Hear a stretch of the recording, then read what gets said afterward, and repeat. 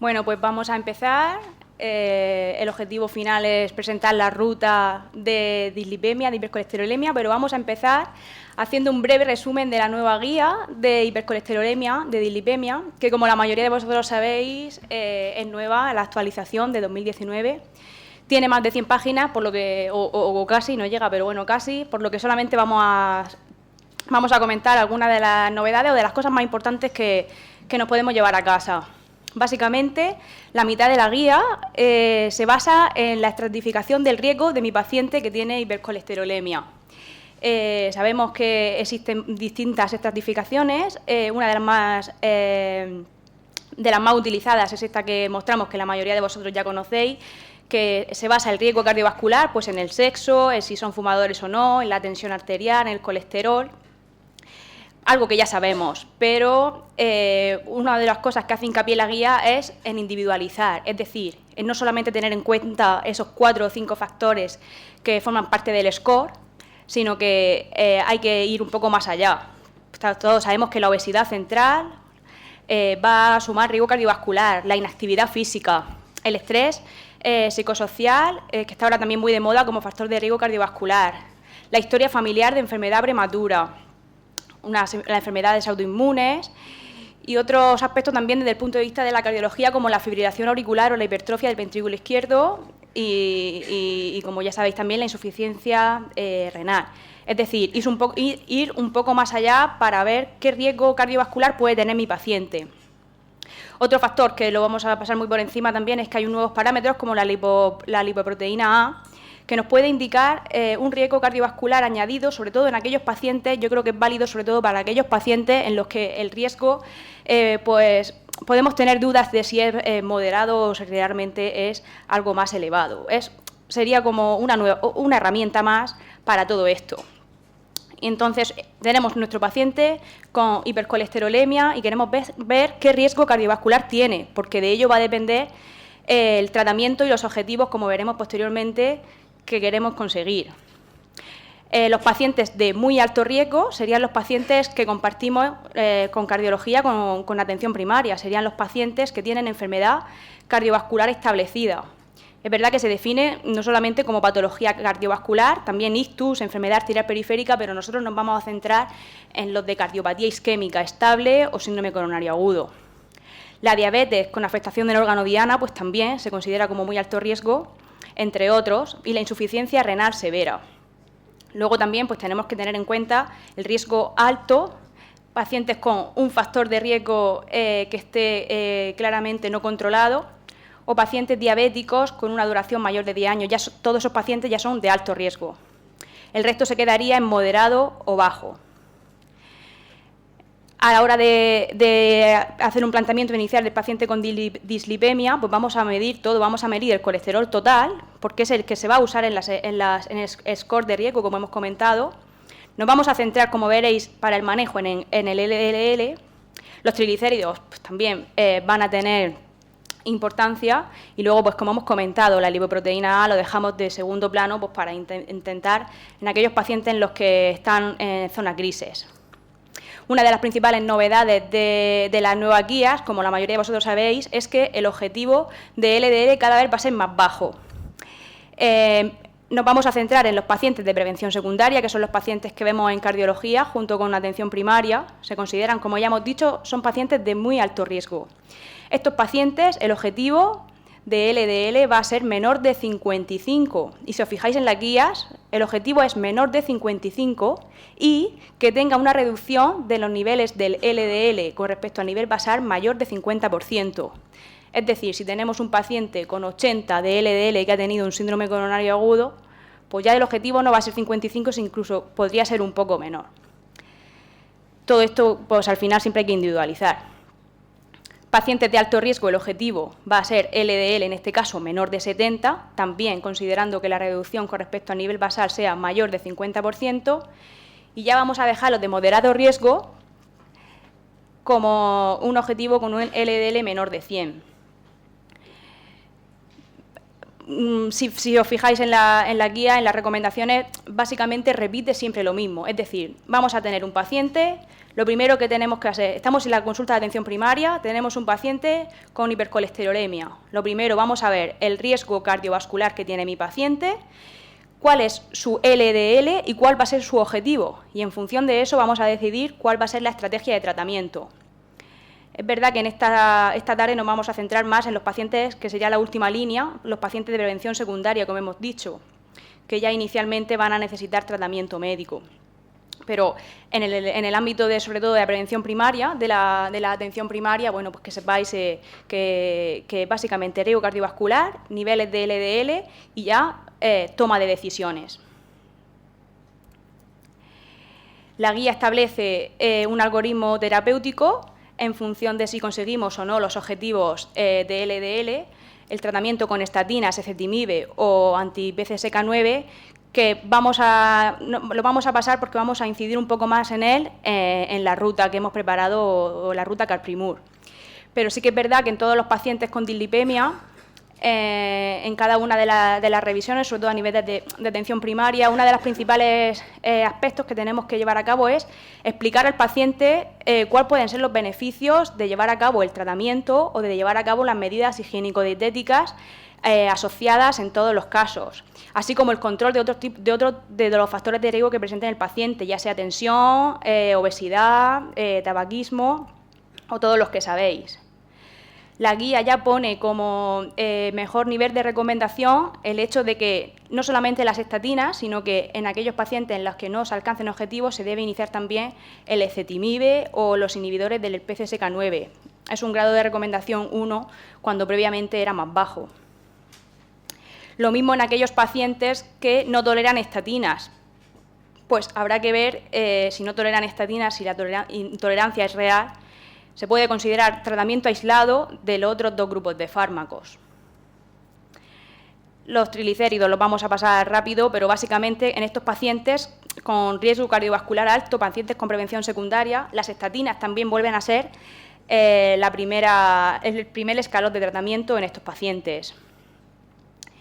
Y no solamente en el paciente joven que tiene el riñón normal y demás, sino que, como luego comentaremos en el resto de las charlas, pues los pacientes mayores, pues inicialmente van a tener el mismo grado de recomendación que los pacientes jóvenes, sobre todo aquellos pacientes, estamos hablando de prevención secundaria. Y es también lo que plantea esta guía de práctica clínica. De hecho, sabemos que no solamente con las estatinas, sino que también con el ezetimibe, hay subestudios en los que ya nos dicen que el hecho de ser mayor de 75 años en este caso, no va a ir en contra de poner tratamiento, sino que se ha visto, por ejemplo, en este subestudio que incluir el ezetimibe a las estatinas pues también tiene beneficio en estos pacientes mayores de 75 años. Y lo mismo ocurre en pacientes con insuficiencia renal, que no me voy a meter porque se va a hablar posteriormente, pero igual el grado de recomendación en estos pacientes de muy alto riesgo, porque ya solamente por tener insuficiencia renal severa son de muy alto riesgo, pues las estatinas van a estar recomendadas. Y ya pasamos directamente a presentar la ruta asistencial de la hipercolesterolemia.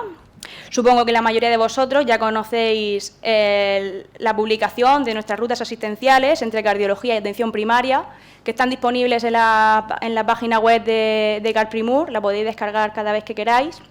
Esta es una ruta que en este curso pues, vamos a presentar y vamos a añadirla.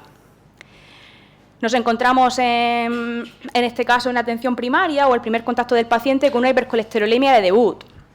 Cualquier paciente pues debemos llevar a cabo, como en todos, una anamnesis, es decir, inicialmente pues tiene antecedentes familiares de hipercolesterolemia o de enfermedad cardiovascular prematura, antecedentes personales del paciente, es decir, tiene otros factores de riesgo concomitantes, tiene otras enfermedades, tiene hipotiroidismo, tiene enfermedad cardiovascular, ha tenido ya un infarto, ha tenido un ictus, tiene hábitos tóxicos, toma fármacos que secundariamente pueden dar hipercolesterolemia, es sedentario, qué tipo de dieta hace, si una anamnesis completa, una exploración física que en estos pacientes básicamente es ver si el índice de masa corporal, porque otros datos como los antomas o los antelasmas, pues es verdad que pueden ser más de hipercolesterolemia familiar o hipercolesterolemia severa. Y luego, como hemos dicho, pues llevar a cabo una analítica completa. no solamente con todas las fracciones de colesterol, pues, sino también con las hormonas tiroideas, una función hepática, una función renal, todo lo que nos pueda descartar, causa secundaria o lo que nos va a hacer falta de cara a introducir el tratamiento de la dislipemia. Básicamente, esto lo podemos llevar a cabo inicialmente con una atención primaria y puede contar con nosotros para cualquier intervención. Nos vamos a centrar en los pacientes en prevención secundaria, que en nuestro caso serían pacientes que han tenido con cardiopatía isquémica estable o que tienen síndrome coronario agudo. Esos son los pacientes que vamos a compartir con atención primaria.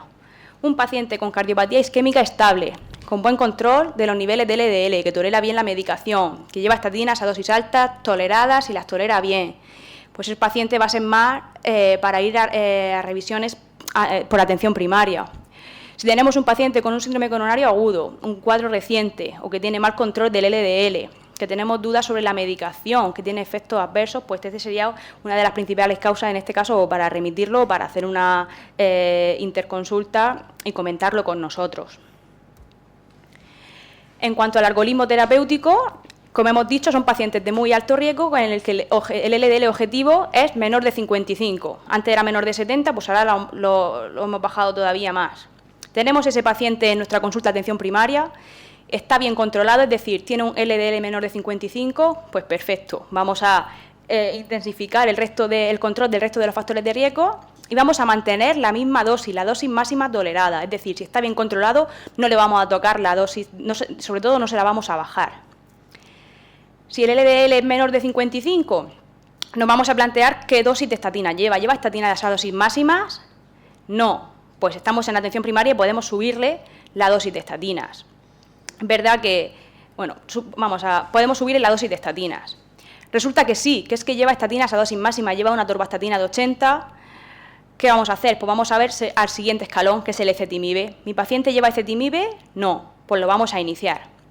En estos casos es verdad que cuando el LDL ya es muy elevado, en este caso por encima de 100, pues nos podemos plantear que o subiendo la dosis de estatinas o añadiendo solamente el ezetimibe probablemente no va a llegar al objetivo, por lo que ya nos podemos plantear derivar a cardiología y plantear el inicio de anti-PCSK9. Pero resulta que mi paciente lleva ezetimibe, sí lleva ezetimibe. Lleva las dos cosas, lleva estatina y lleva ezetimibe. ¿Tiene un LDL mayor de 100? Pues estamos en el cuadro anterior. Vamos a intentar el siguiente escalón, que es anti-PCSK9. Y luego, ¿no tiene el LDL mayor de 100? Pues vamos a individualizar.